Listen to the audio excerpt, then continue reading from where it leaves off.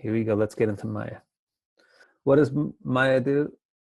She creates anartha. Anartha.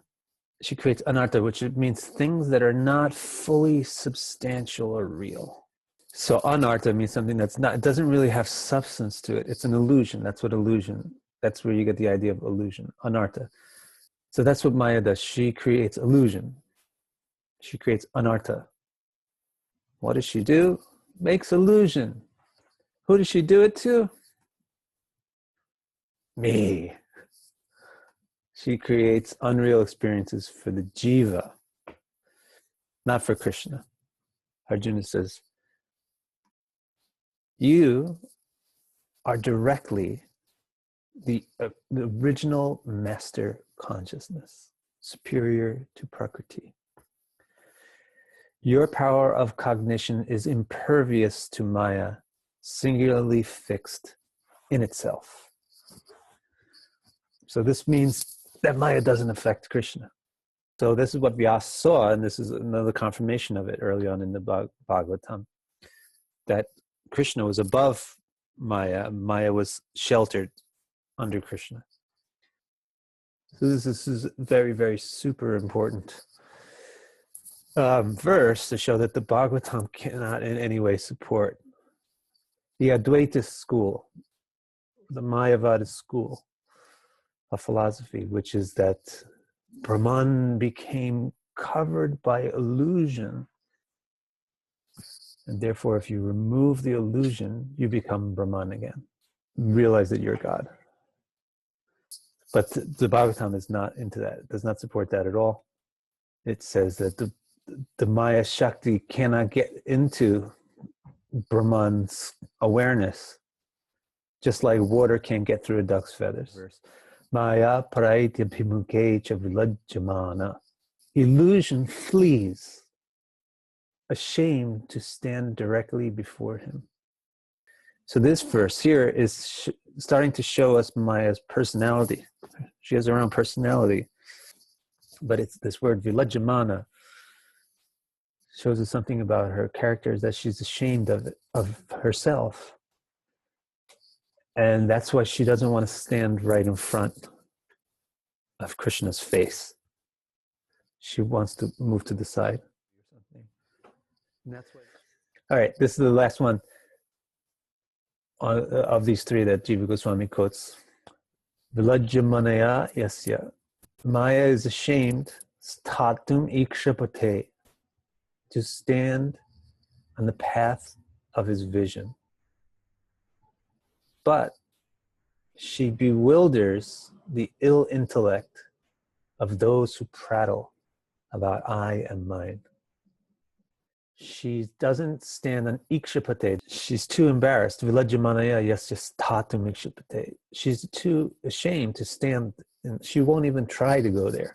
But she does bewilder, vimoha, right? Some moha. She particularly bewilders, she powerfully bewilders, she especially bewilders the vikatante, the people who prattle, the people who gossip and prattle, the small ones, the petty ones. So she can't stand in the path of vision of the supreme consciousness, but she can stand in the path of vision of the petty consciousnesses.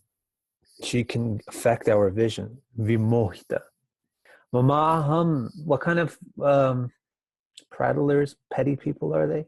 They're the people who say mamaham all the time. They're durdhiya. They have bad brains. Ooh, they have bad brains. Durdhiya. They have ill intellect. They have bad brains. That's why they constantly think mama, mama, aham, aham. Me, mine. I want this. I'll do that. So because of their pettiness, not only their pettiness, not only the smallness of the jiva is what gets it stuck in Maya. It's not just that. You can have a small thing, but it can be part of a huge system. Even though any particular part in the computer is very, very small, but it becomes part of this unit, which is very, very big. So simply being small doesn't mean that you're insignificant. You can be a small part of something very important. But being small and self-absorbed, that means that you are petty and insignificant. You're absorbed in yourself, and yourself is so freaking minute. So instead of getting absorbed in this awesome, universal, cosmic, gigantic, meaningful, important reality, we get absorbed in our little tiny petty things. That's what our situation is. We're tiny little sparks of consciousness meant to be an important part of a huge, important whole system, but we are absorbed in ourselves. Mama aham, self-absorbed. Self-absorbed means we want to be important in and of ourselves. There's nothing wrong with wanting to be important, but the importance in and of yourself is the foolish part. We are important because we're a part of something important, but that's not good enough. We want to be important because we are important. And so that's where Maya is required. That's where illusion is required. When you cannot fulfill a desire in reality, then illusion happens. Your mind breaks, and it just embraces an illusion. That's the necessity of Maya.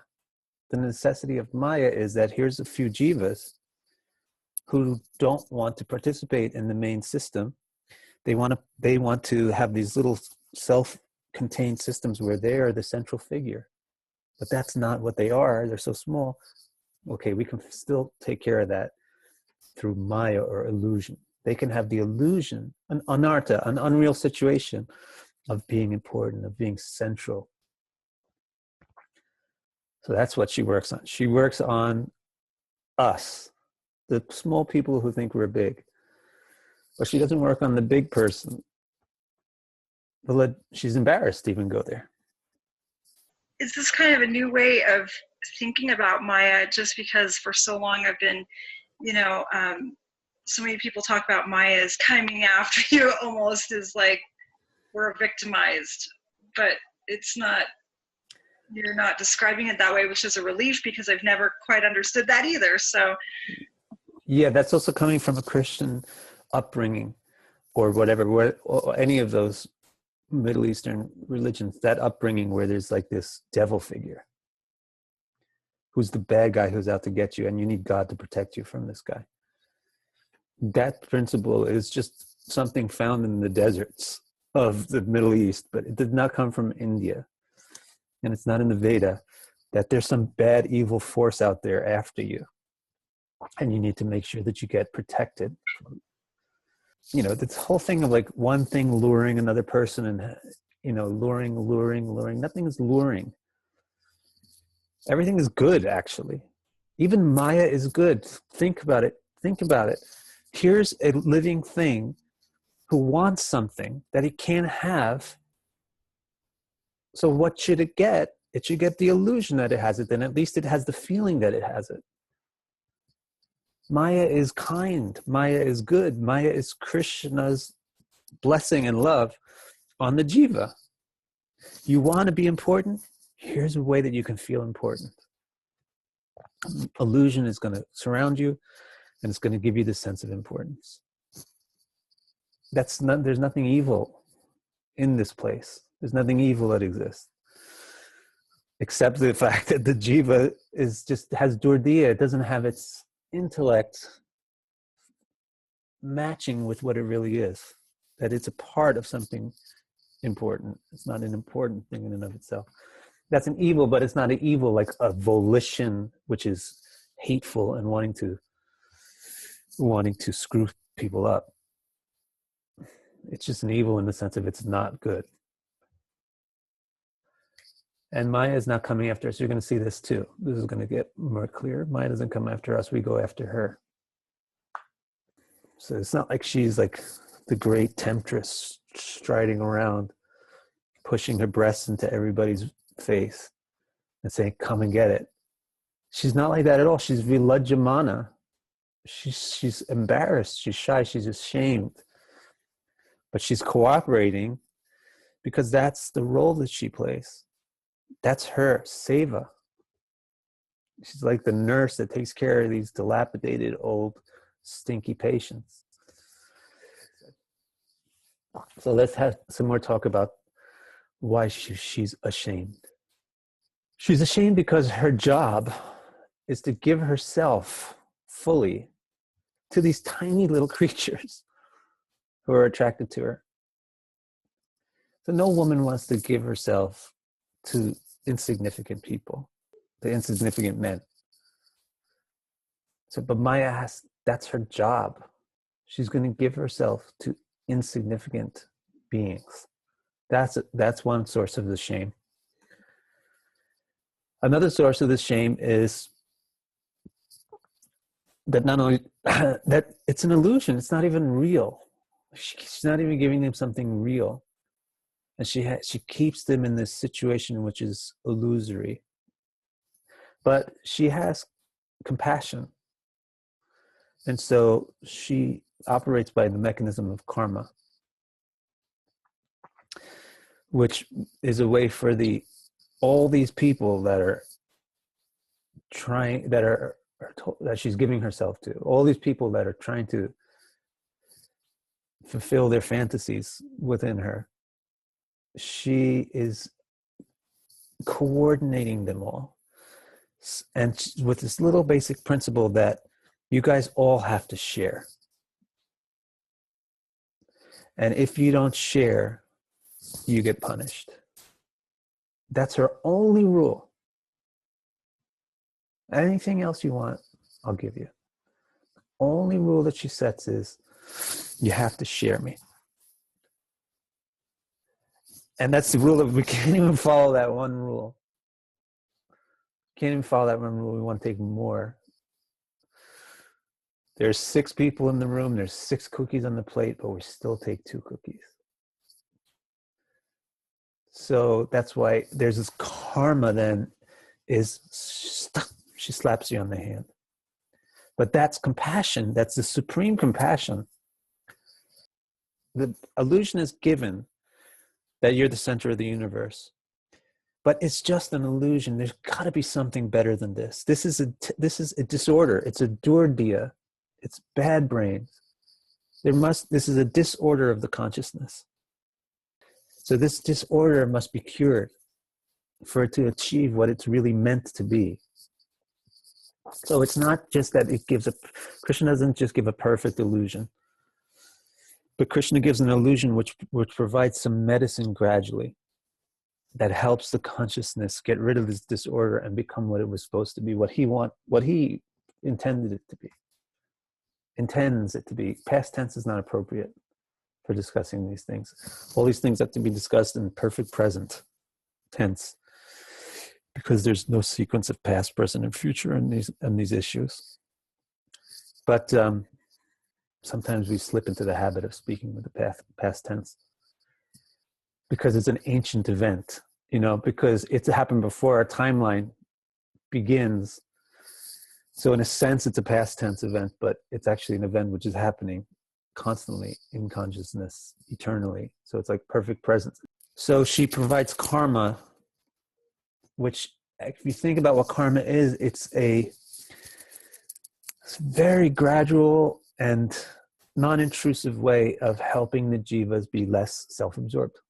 Because you can all fulfill your fantasies with Maya. We can all fulfill our fantasies with Maya as long as we cooperate with each other. But now there's this little principle of cooperation, but we can bite it, we can take it, we'll swallow this medicine because we want to be able to fulfill our fantasy. So it's not even that she's holding us down, right, and keeping us away from Krishna. It's not that at all. We are looking at her, and she is saying, okay, just share. And that little trick of saying just share is the thing that gradually gets the jiva thinking, why share? I guess I'm not the only one in the universe. And it gets the jiva starting to become open to the idea of being a part of a whole, rather than being the independent Purusha. Be brought out now. Jiva Goswami, this is a quote from Jiva Goswami. He expresses what she's thinking. He says, embarrassed, she thinks, my lowly function is to enchant the jivas who are attracted to me. So Krishna must think me debased and immoral. I must not be very attractive to him. So she doesn't want to go. That's why she doesn't go on his ikshapate. She doesn't stand in front of his eyes. She doesn't go in front of his face. She's apashraya. She stays at a distance. Imagine if there's a man that you love, but your job is to attract other men. Not to attract, but to enchant those other men. That would even be exciting if your job was to attract other men. But it's such a lowly function that your job is just to entertain these slobs who are attracted to you. So she's feeling like, ugh, I'm not the kind of quality woman that Krishna was interested in. So that's why she's vilajjamana. She's embarrassed, and that's why she stays out of the sight. But now the question is, how does Krishna feel about her? And Jiva Goswami says, Krishna doesn't feel this way about her. She wants to stay out of Vishnu's way, but still Vishnu looks at her. So she's not going into Vishnu's eyes, but Vishnu does put his eyes on her. And the Bhagavatam describes so beautifully. It's in the second canto of the Bhagavatam that Vishnu's reclining and then thinks, where's my beautiful Shakti? Where's my beautiful wife? And then sees that she's sleeping and then wakes her up and looks at her. So he does look at her, but her feeling is that she doesn't want to go look. She doesn't want to be seen by him. So it's a shyness, but it's not a totally loneliness. So why does Krishna want to look at her? Because he's pleased with her. First of all, wow, she's so humble that she was going to submit to this task, which brings her no joy. But she's so willing. This is the nature of bhakti, to self-sacrifice. She's going to sacrifice everything to do what it should be, what Krishna needs to be done. So Krishna has these jivas who are dysfunctional, and she is the one who takes care of them. He's so grateful to her. He's grateful to Maya. So she's shy of him, but he's not upset with her. She's not Satan. She's not the devil. They're not at war. And the whole concept of Maya as a temptress, Satan type of concept that people try to fit somewhere on their version of what Krishna is, that just doesn't fit, doesn't belong. Look at the sweetness. It's all sweetness. Look at the sweetness. Maya is so sweet. Maya is a compassionate mother. Why do you think we call her Ma? Durga Ma, Kali Ma. Because she's compassionate. She's not evil. She's compassionate. She's taking care of us. And she's trying to bring us up with this karma thing. She's trying to raise us to be adults, spiritually adults, and get rid of our dysfunction. It's so sweet. And what she's sacrificing for us is so sweet. And Krishna's relationship with her is so sweet. So the question is then, who is to blame? Jiva Goswami addresses this question, who's to blame for the illusion? As you can see, it's not Maya. Maya is not blameworthy. She accepts the task given to her by Krishna. Well, maybe Krishna is blameworthy. He gave her this task. Why did he come up with the idea that this task is required? Again, just talking in past tense because it's just easier that way. Why did he come up with this idea that the jiva needs to be bewildered? It's not his idea. He's just responding to the desire of the jiva. The jiva is the one who has the bad concept. It has a consciousness dysfunction and has a dysfunctional consciousness. I don't want to be part of the whole. I want to be the whole that other things are part of. Krishna is not blameworthy, for the jiva is the source of its own desire to enjoy Maya. This is an important point. What's a jiva? A jiva is a purusha. A jiva is a person. It's a conscious person. So where do the desires and perceptions and opinions of a conscious person come from? It comes from their consciousness. The jiva's orientation and inclination towards wanting not to be a part of a whole is not imposed upon it from someplace else. That inclination is a part of its own consciousness. It's a side effect of making independent people, that some of the independent people are not going to be cooperative with your original idea. And the whole purpose for making anything is for excitement. That's the purpose of consciousness. Consciousness wants something to be conscious of, something to be conscious of, something to delight. That would be delightful. What's delightful? A real woman or a blow-up doll? Some people will say the blow-up doll. But really, the real person is much more delightful than the fake person. So Krishna's not just making blow-up dolls and statues and robots. That's not what manifests from Krishna, the supreme enjoyer. He makes real people who have their own input, their own opinions, and do things that he does not predict. There's a common conundrum. Can God create a stone which he cannot lift? And my answer to the conundrum is, of course, that stone is you. God manifests consciousness, and he gives consciousness. Consciousness is independent will. It's will. It's not meant to be absolutely independent. It's meant to be plugged into the whole, but it's independent. It should plug into the whole with its independence, and that's how it brings excitement to the whole. Its unpredictable, interesting own contribution. So he manifests consciousness, but the side effect of manifesting consciousness is that they're all individuals, and that some of them are not going to cooperate with the original plan. They'll have their own plan. And so I remember one time I went up to Osaka, unusually, which is a city that's about 4 hours away, to see some devotee that came. And at